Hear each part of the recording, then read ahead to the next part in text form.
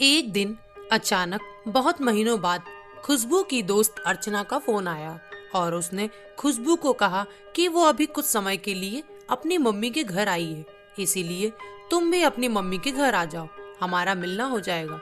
लेकिन खुशबू ने घर की जिम्मेदारी के कारण कह दिया कि नहीं मिल सकती। तभी अर्चना बोली, यार जब देखो तब तू बस यही कहती है कि नहीं मिल सकती। घर के काम की जिम्मेदारी हमारे ऊपर भी है, लेकिन ये तो नहीं कि जिम्मेदारियां निभाते निभाते खुद की खुशियों को ही भूल जाएं या फिर किसी से मिलना जुलना छोड़ दें। तू देख लेना, ये जिम्मेदारियां कभी खत्म नहीं होगी। एक दिन तू ही इन जिम्मेदारियों को निभाते निभाते खत्म हो जाएगी। और हाँ, सॉरी, आज तो मैंने तुझसे कह दिया कि मुझे मिलना है और मिलकर बहुत सारी बातें करनी है, लेकिन अब कभी नहीं कहूंगी कि मिलना है। खुशबू की सहेली अर्चना ने गुस्से से फोन काटते हुए कहा। फोन कट होने के बाद खुशबू सोचने लगी, अगर सास से इस बारे में बात की तो वो यही ताना मारेंगी कि जब देखो तब मायके जाकर बैठ जाती है। आखिर में इस घर की बहू हो, जिम्मेदारियां निभाना सीखो। यह सब सोचकर खुशबू उदास हो गई। खुशबू के उदास मुंह को देखकर सास उमा जी ने कहा, क्या हुआ बहू, किसका फोन था, क्या कह रहा था? उमा जी के सवालों पर सवाल करने लगी। तभी खुशबू बोली, माँ जी, यह फोन मेरे बचपन की दोस्त का था।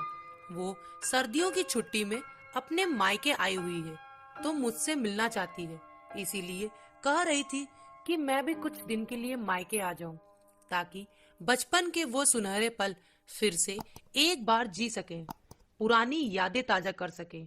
और काफी साल हो गए हैं एक दूसरे को देखे हुए, तो बहुत सारी बातें सुननी और सुनानी है।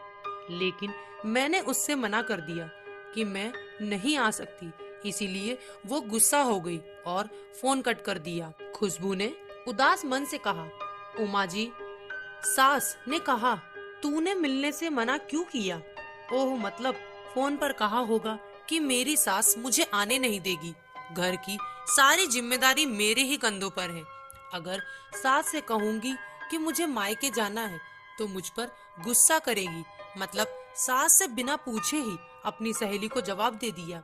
देख बहू, तेरी सहेली बिल्कुल सही कह रही थी कि जिम्मेदारियां कभी खत्म नहीं होती है, बल्कि समय के साथ एक नई जिम्मेदारी बढ़ती जाती है और इन जिम्मेदारियों के बोझ तले हम अपनी ख्वाहिशों को भूल जाते हैं। सुन बहू, तू जा, जल्दी से पैकिंग कर ले और कुछ दिन अपने मायके जाकर अपनी सहेली से मिल और दोनों मिलकर खूब मौज मस्ती करो, उमा जी ने खुशबू को समझाते हुए कहा।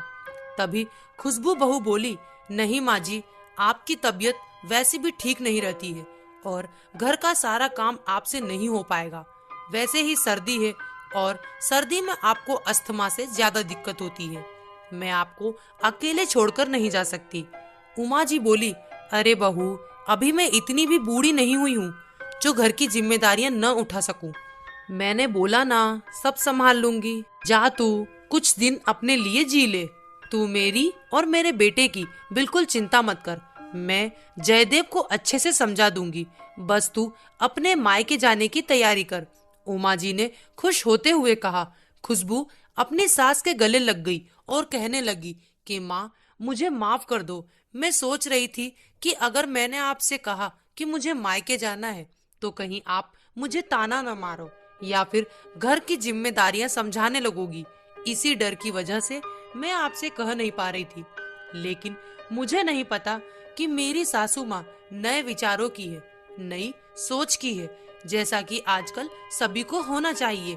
धन्यवाद माँ जी, मुझे कुछ दिन के लिए अपनी जिम्मेदारियों से आजाद करने के लिए। और तुरंत खुशबू ने खुश होकर अपनी सहेली अर्चना को फोन किया और खुशखबरी दी कि मैं तुझसे मिलने आ रही हूँ। यह सुनकर अर्चना भी खुश थी और दोनों सहेलियां फोन पर ही कल मिलने पर क्या क्या मस्ती करनी है प्लान करने लगी। और उधर सास उमा अपनी बहू खुशबू के चेहरे पर मुस्कान देखकर बहुत खुश हो रही थी। तो दोस्तों, कहानी आपको कैसी लगी कमेंट बॉक्स में जरूर बताएं और लाइक करें, शेयर करें, सब्सक्राइब करना ना भूलें। Thank you.